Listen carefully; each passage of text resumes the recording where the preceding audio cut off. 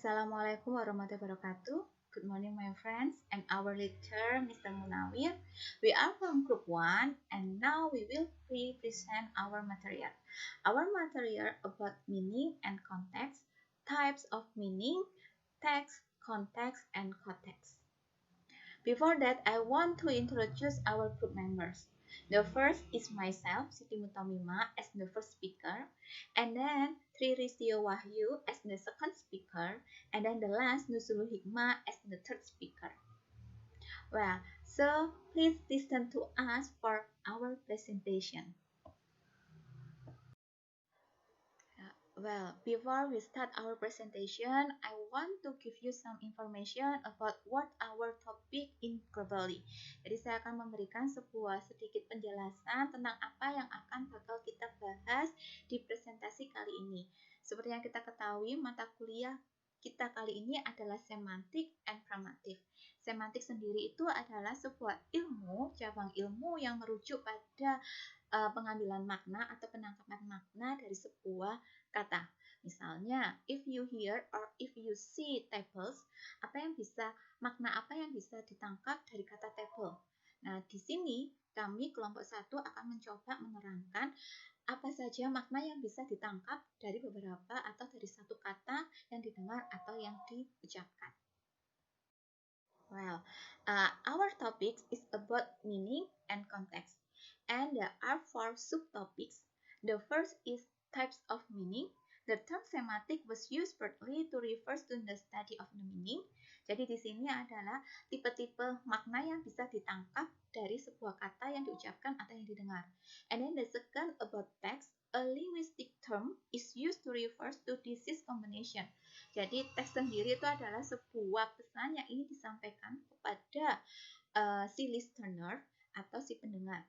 And then the third about context, a widely used term by anyone in every communication as well as by philosopher and scientists with many different definition.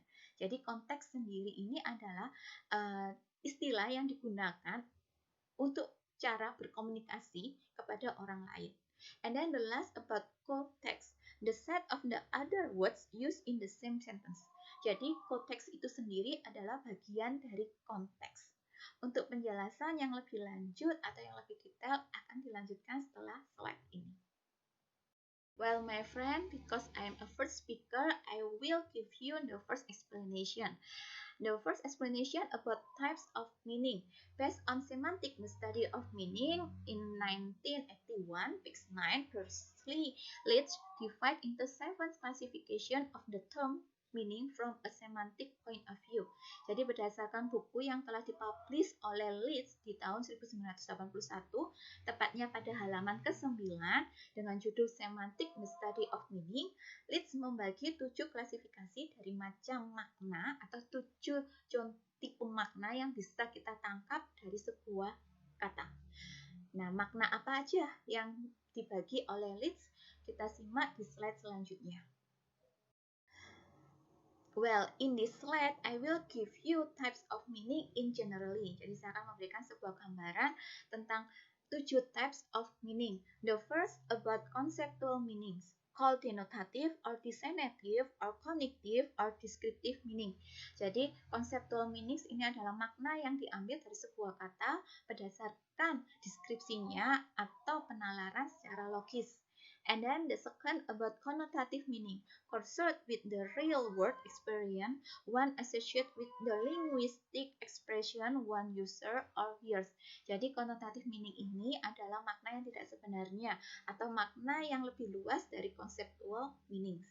And then the third about social meanings are derived from the situation or environment in which a utterance or sentence was produced in the language. Jadi di sini bisa dikatakan kita bisa menangkap makna dari sosial atau dari lingkungan atau situasi saat kata tersebut dipergunakan.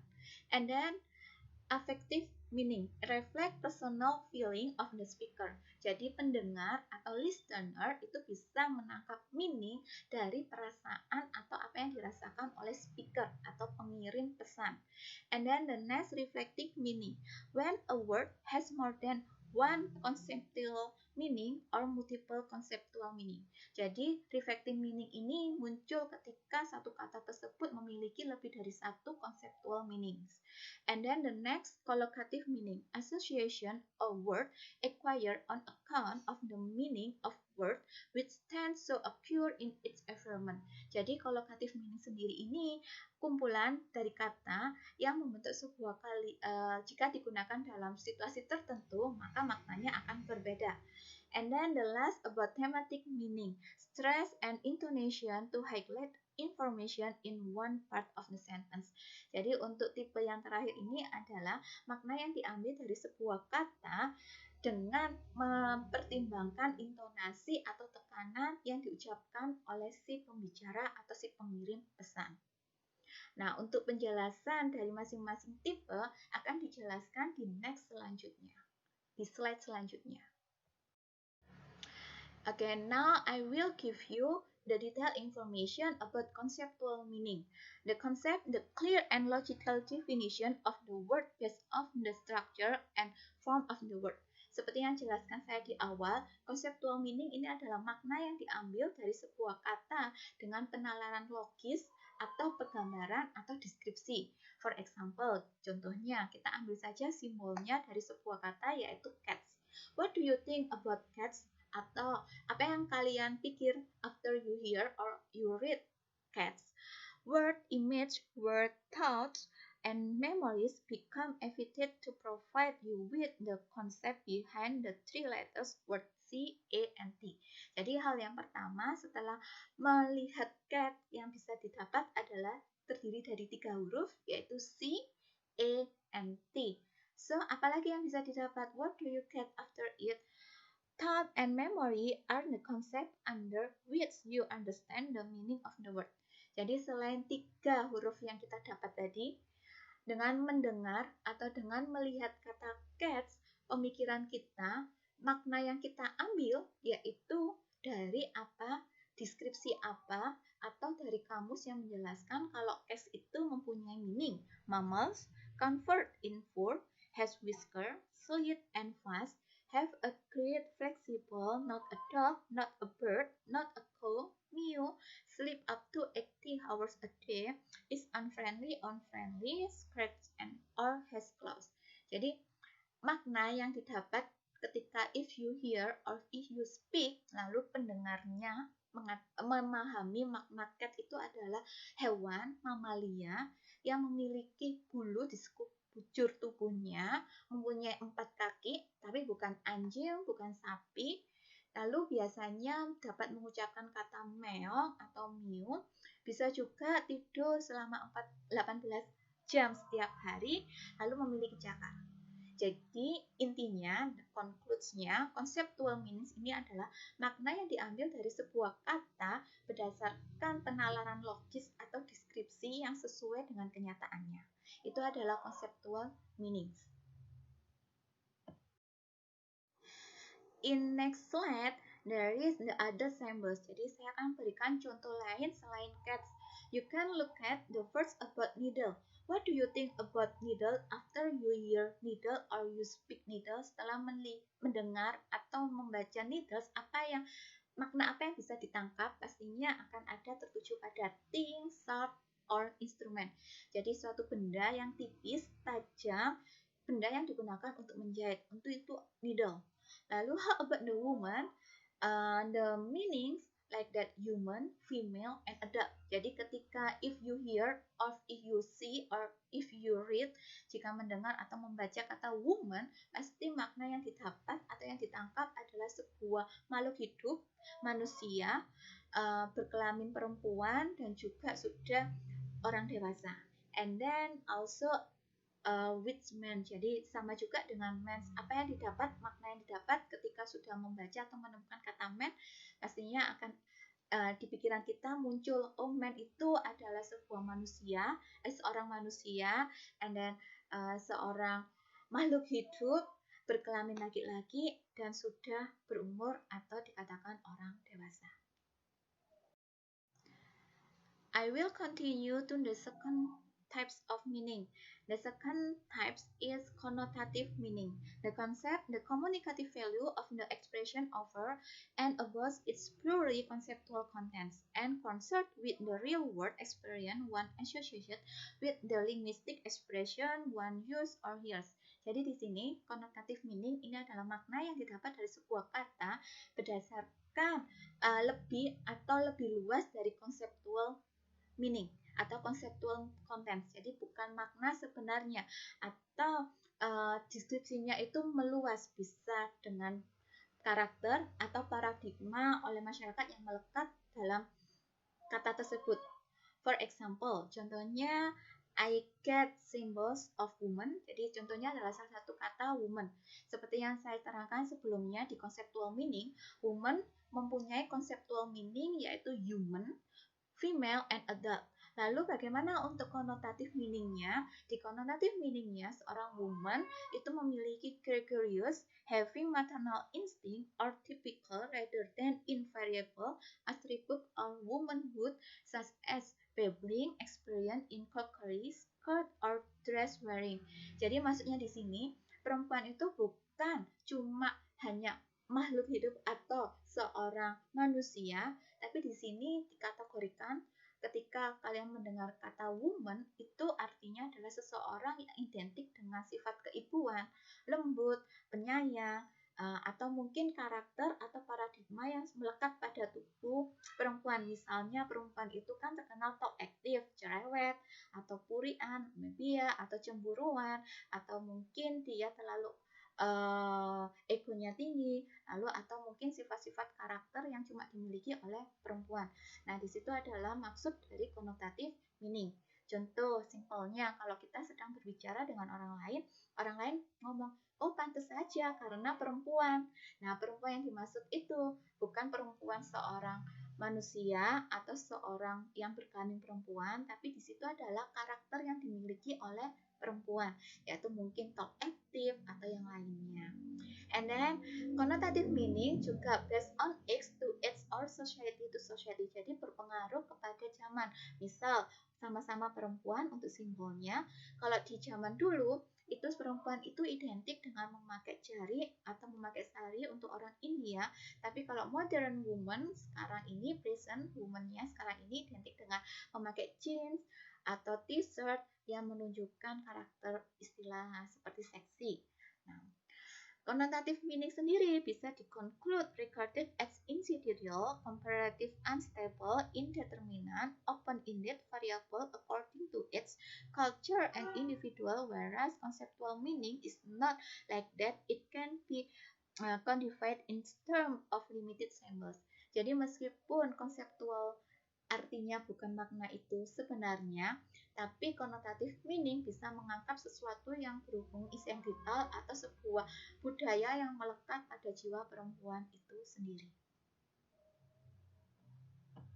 Well, I will continue for the third meanings about social meaning. The meaning conveyed by piece of language about the social context of its use. Jadi social meaning di sini adalah makna yang ditangkap dari sebuah kata berdasarkan social konteksnya. We recognize some word or pronunciation as being dialectical, as telling us something about the regional or social origin of the speaker. Social meaning is related to the situation in which a new term is used. Jadi maksudnya social meaning adalah makna yang didapat dari sebuah kata berdasarkan situasi dari penggunaan tersebut.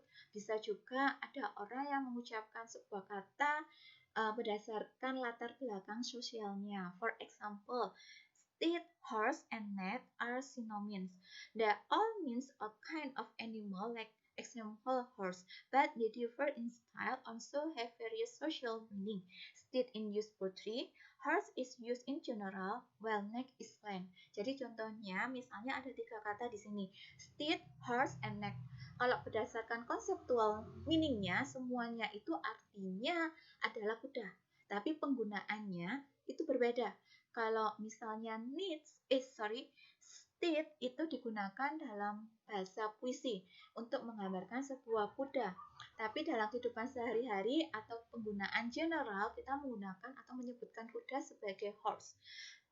Dan untuk slangnya kita menggunakan sebagai neck. Gitu. Next, the others example, contoh yang lainnya like that home can have many use also, like domicile for official, resident for formal, abode for petite, and then home ordinary use. Jadi contoh lainnya dari kata home rumah. Ya, untuk official dari bidang sisi officialnya, home itu bisa dikatakan sebagai domisili. Katakanlah untuk menulis sebuah KTP, home itu adalah domisilinya di mana.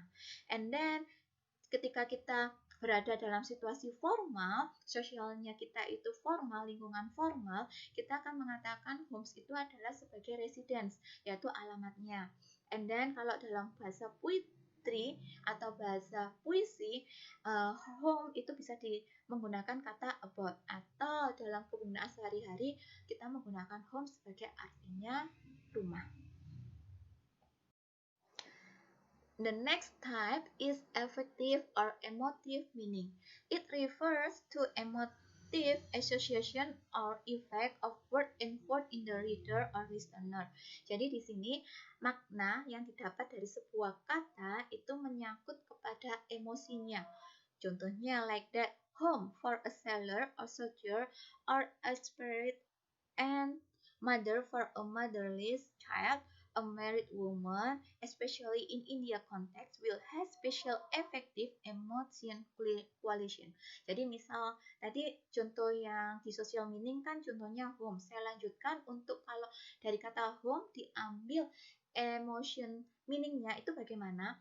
Ketika kita berbicara dengan orang atau dengan seorang tentara, kita mengucapkan kata home, mereka akan menangkap sesuatu yang menurut mereka itu emosional. Kenapa? Karena tentara itu kan jauh dari rumah.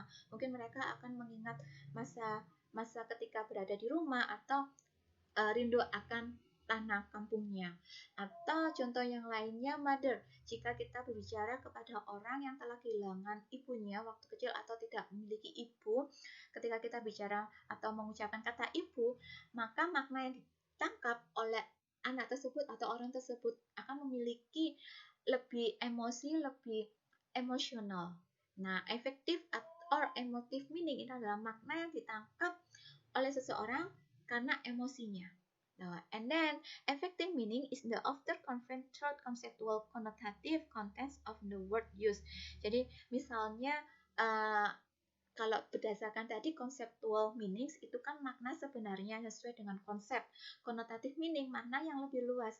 Kalau effective or emotion meaning itu lebih mengarah ke emosi. Contohnya, misal ada yang bilang I hate you, you idiot. Nah, dari kata-kata tersebut konsepnya ya itu yang kita dapat. Kalau dari conceptual meaning, saya benci kamu. Benar, saya benci kamu. Kalau connotative meaningnya lebih arah mungkin lebih membenci atau lebih yang sangat-sangat membenci. Tapi kalau di effective atau emotion meaning ini lebih ke attitude-nya atau lebih oh dia tuh benar-benar tidak mau berhubungan lagi dengan saya. Jadi lebih ke arah emosionalnya. My next explanation about reflective meaning.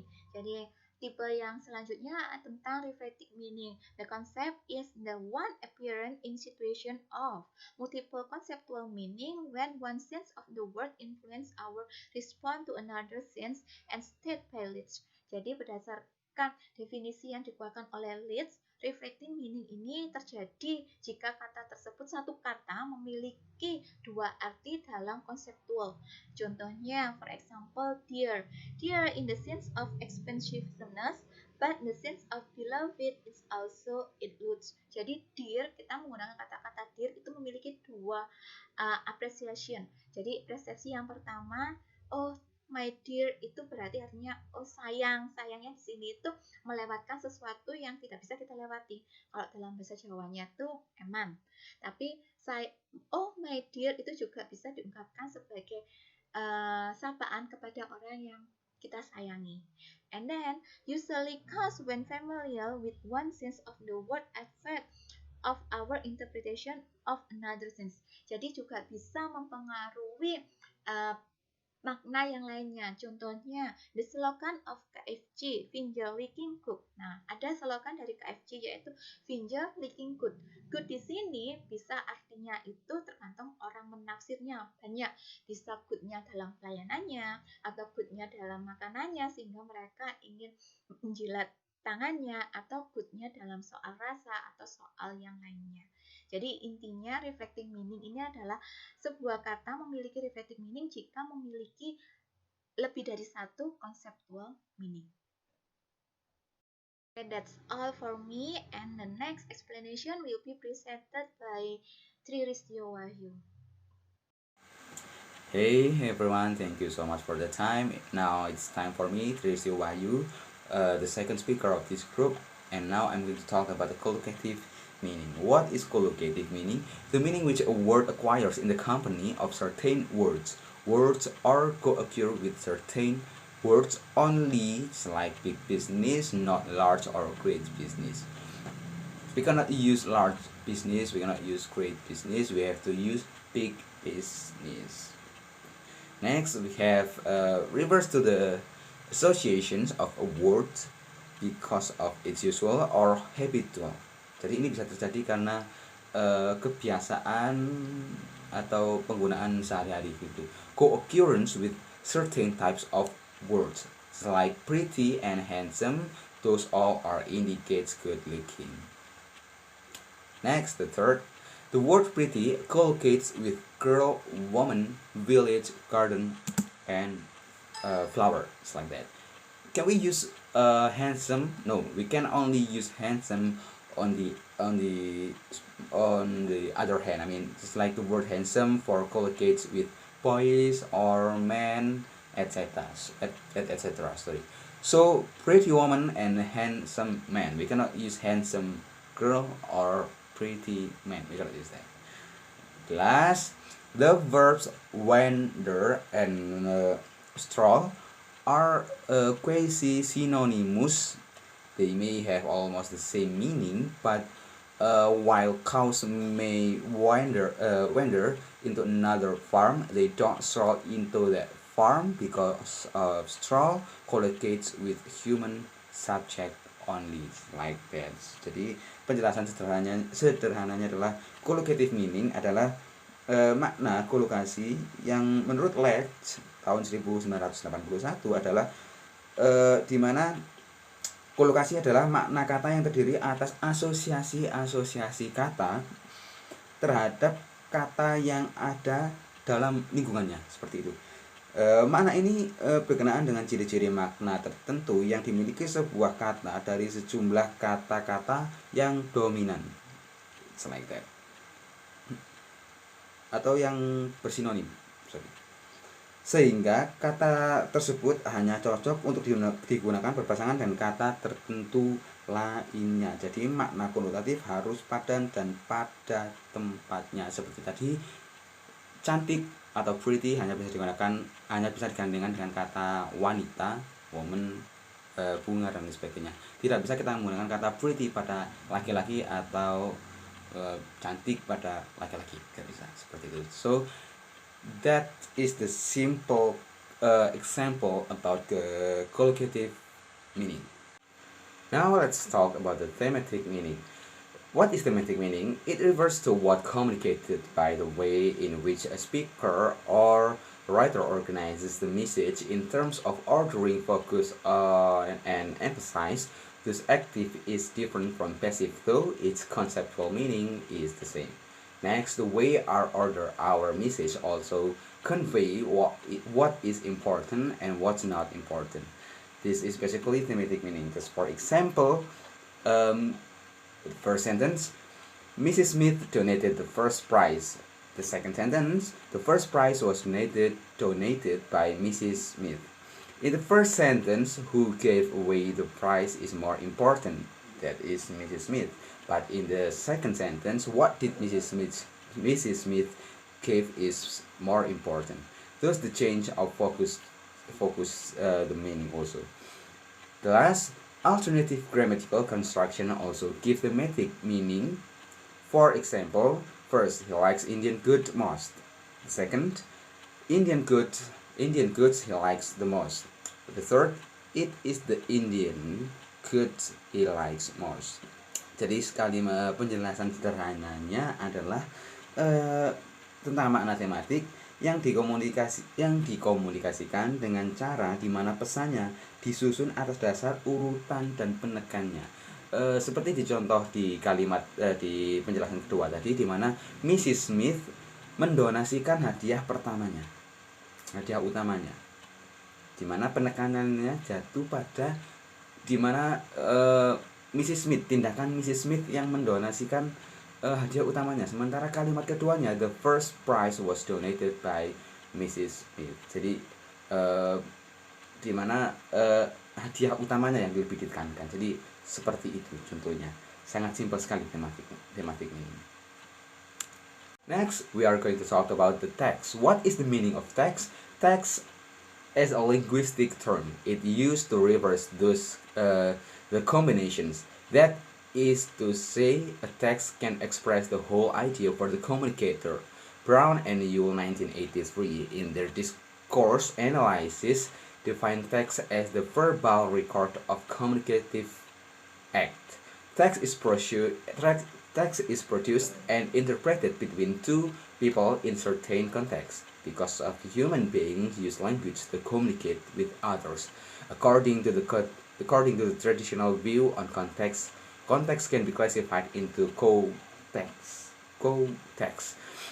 situational context, and cultural context, about which many linguists have done a lot of researches on the relation between text and context. In the linguistic communication, context determine text and text reflects to context. Jadi penjelasan yang lebih sederhana adalah teks menurut para ahli adalah wacana yang berarti yang dalam bentuk lisan, yang difaksikan atau diubah dalam bentuk tulisan. Nah, dengan demikian jelas bahwa teks adalah fiksasi atau perubahan dalam pelembagaan sebuah peristiwa wacana lisan dalam bentuk tulisan. Jadi ide yang kita ubah, kita cantumkan, kita tuliskan, kita ubah menjadi bentuk tulisan, itu disebut teks. Kalimat yang kita ucapkan secara verbal diubah ke dalam bentuk tulisan dan menjadi sebuah tulisan atau kalimat, itu disebut sebagai teks. And next we are going to talk about context. What is context? Context is a widely used term by anyone in everyday communication, as well as by philosophers, scientists, and etc., with many different definitions. When studying difference and inference, George Yule also took context into account. He provided us with a somewhat general definition. Context is the physical environment in which a word is used. The third, if we don't have a context or some knowledge about a situation, the meaning can be invisible, as in the previous. The last, for the example, it's like this. Have you seen Sam? The black car is over there. The first sentence is, have you seen Sam? The second sentence is, the black car is over there. The seemingly incoherent text can be easily understood if we know that Sam owns a black car. Actually, those sentences actually are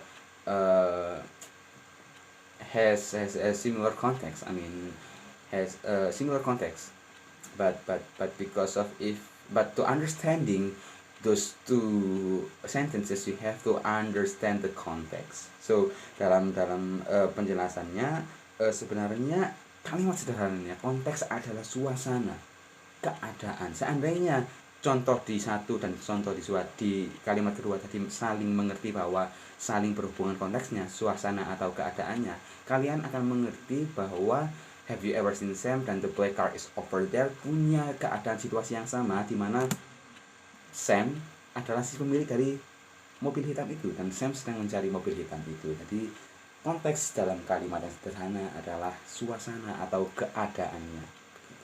Terima kasih. Okay, thank you, Mrs. Motomima, for the time. Okay, I'm Rizul Hikmah. I'm the third speaker from group one, and I'll continue our presentation about types of context. Okay, actually there are three types of context. The first about situational context or physical context, the second about cultural context or social context, and the last is about linguistic context or context. Situational context or physical context is referred to the environment, time, and place in which the discourse occurs and also the relationship between the participant. This encompasses what is physically present around the speakers or hearers at the time of communication. What objects are visible where the communication is taking place, what is going around. So it's mean that jadi situational context or physical context itu mengacu pada objek fisik yang ada di sekitar pembicara atau pendengar, entah itu suasana lingkungannya, waktu, tempat, ya, objek di sekitar mereka. Ya, contohnya saya punya teman dekat di kampus namanya Andina. Karena pada saat itu saya tidak bertemu dengan Andin, saya mencari dia dan saya bertanya pada teman saya yang namanya Wahyu. Okay, did you see Andin, Wahyu? And he said, I don't see the pink Scooby with the polka dot pattern there. Nah, ini maksudnya si Wahyu ini tidak secara langsung menjelaskan bahwa dia tidak melihat Andin, tapi dia menggunakan situational context atau physical context yang biasanya dipakai Andin untuk pergi ke kampus. Karena biasanya Andin itu suka kalau ke kampus itu bawa kendaraan Scoopy pinknya yang bermotif polkadot. Jadi ini mengisyaratkan bahwa si Wahyu ini belum melihat Andin atau Andin belum ada di kampus. Oke, itu ya maksudnya situational context. Jadi dalam komunikasi, dalam situational context ini kita bisa memanfaatkan objek atau suasana objek fisik yang ada di sekitar kita, kayak seperti itu tadi ya. Kayak si Andin yang biasanya menggunakan motor Scoopy, karena motor Scoopy-nya tidak ada, berarti kemungkinan besar Andinnya juga belum ada di kampus. Okay, next, the second type of context is about cultural context or social context. So, social context or cultural context refer to the culture, custom, and background of epoch in language communities in which the speakers participate. Jadi maksudnya dari culture context atau social context adalah di mana konteks ini mengacu pada budaya, adat istiadat, dan latar belakang zaman dalam komunitas bahasa di mana penuturnya berpartisipasi. Nah, kalau kita ketahui di kita, budaya kita, adat istiadat kita, di mana kita saat berkomunikasi dengan seseorang kita harus mengetahui status kita. Kalau orang yang kita ajak bicara statusnya lebih tinggi dari kita, jabatannya lebih tinggi dari kita, kita harus yang namanya menjaga sopan santun. Berbicara pun harus sopan santun ya. Contohnya saat kita menjadi mahasiswa, kemudian our lecturer said that, okay student, that was our material for today, but next please prepare your PPT for your perform. Okay, so setelah dosen kita bicara kayak gitu, kita kan nggak mungkin langsung jawab menyelonong, oh my god sir, we have all things to prepare for our presentation, it's so boring for us. Nggak mungkin kita jawab seperti itu, namanya nggak sopan ya, nggak sopan. Berarti mungkin kalau kata-kata itu kita berikan kepada teman kita nggak apa-apa, tapi kalau kepada dosen kita yang statusnya lebih tinggi dari kita nggak boleh seperti itu, namanya tidak sopan. Nah, jadi saat dosen kita sudah memberikan materi, kemudian kita disilahkan untuk next week, minggu depan kita prepare semua tentang PPT, paper untuk presentasi kita. Nah, kita jawabnya seperti apa? Alright sir, be ready sir, be ready ma'am. Nah, seperti itu. Jadi itu yang dimaksud dengan cultural context atau social context. Okay, the last explanation for me is about linguistic context or context. Linguistic context, also called context, is the set of other words used in the same sentence. The surrounding context has a strong effect on what we think the word probably means. Linguistic context refers to the context within the discourse, that is the relationship between the words, phrases, sentences, and even paragraph. So, linguistic konteks ini adalah konteks linguistik yang dimana adalah kumpulan kata lain yang digunakan dalam kalimat yang sama. Konteks kebahasaan ini mengacu pada konteks dalam wacana, yaitu hubungan antara kata, frase, kalimat, bahkan paragraf. Contohnya, di sini ada dua kata homonim ya, ada people. Jadi kita ketahui people ini adalah sama student ini memiliki arti sama-sama memiliki artinya sama ya. Kalau people ini adalah bermakna keduanya adalah siswa, student juga bermakna siswa, tapi beda konteks. Jadi konteksnya untuk people ini untuk ada penyebutan anak, penyebutan siswa untuk siswa yang TK sampai SD, sedangkan student adalah sebutan siswa atau murid untuk jenjang SMP sampai perkuliahan. Jadi ini yang dinamakan linguistik konteks. Jadi kalau kita menyebut siswa SMP sampai perkuliahan dengan pupil itu tidak boleh ya, karena tidak sesuai konteksnya. Jadi konteksnya harus sesuai. Jadi pupil ini untuk anak, sebutan siswa untuk anak TK sampai SD, sedangkan student adalah sebutan siswa atau murid untuk anak tingkatan SMP sampai perkuliahan. Okay, that was my explanation about 3 type of context. Okay, the first type is about situational context or physical context. The second is about cultural context or social context. And the third or the last is about linguistic context. Thank you. That's all for me, and thank you. Well, my friends and Mr. Munawir, that's all from our group, and now I will give you a conclusion. For the first, the term semantic was used broadly to refer to study of the meaning. Based on the last, there are 7 types of meaning. Jadi semantik sendiri adalah ilmu yang merujuk untuk pemberian makna dari sebuah kata. Sedangkan berdasarkan buku yang telah diterbitkan oleh Leeds, ada 7 macam dari tipe makna. The first is conceptual meaning, makna sebenarnya yang berdasarkan penalaran logis. And then connotative meaning, makna yang tidak sebenarnya atau lebih luas dari conceptual meaning. And then social meaning, makna dari kata yang diangkat berdasarkan lingkungan sosialnya. And then affective or emotive meaning, makna yang ditangkap karena ada sisi emosionalnya. And then reflective meaning, ini adalah makna yang didapat jika memiliki lebih dari satu conceptual meaning.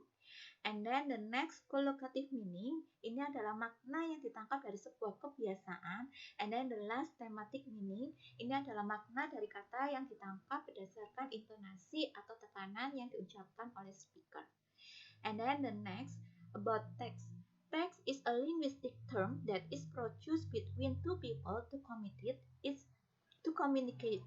Is used to express the whole idea of the communicator. Jadi teks itu adalah pesan yang ingin disampaikan oleh si pengirim pesan kepada orang lain atau the listener. And then context. Context is a physical environment in which a word is used. Jadi konteks itu sendiri adalah maksud dari lingkungan kata yang digunakan. Contoh simpelnya tadi, katakanlah where is Sam? Where is Sam itu termasuk teks pertanyaan atau pesan yang ingin disampaikan. Tapi konteksnya ada yang menjawab where is Sam? Here, he is in black car. Jadi menunjukkan kalau Sam itu ada di dalam mobil. And then the last, there are two kinds of context. Situational context, culture context and linguistic context, or we can call it like co-text, or the other word is homonym. Okay, the last I want to say thank you for watching and listen to our explanation, and I want to say sorry if we has a mistake, and don't forget, if you have a question, please write down on chat box and we will answer after it. Thanks and assalamualaikum. Oh sorry, before that I want to say thanks a lot for Mr. Munawir sebagai dosen kita yang telah membina dan memberikan pengarahannya. And then the last I want to say thank you and assalamualaikum warahmatullahi wabarakatuh.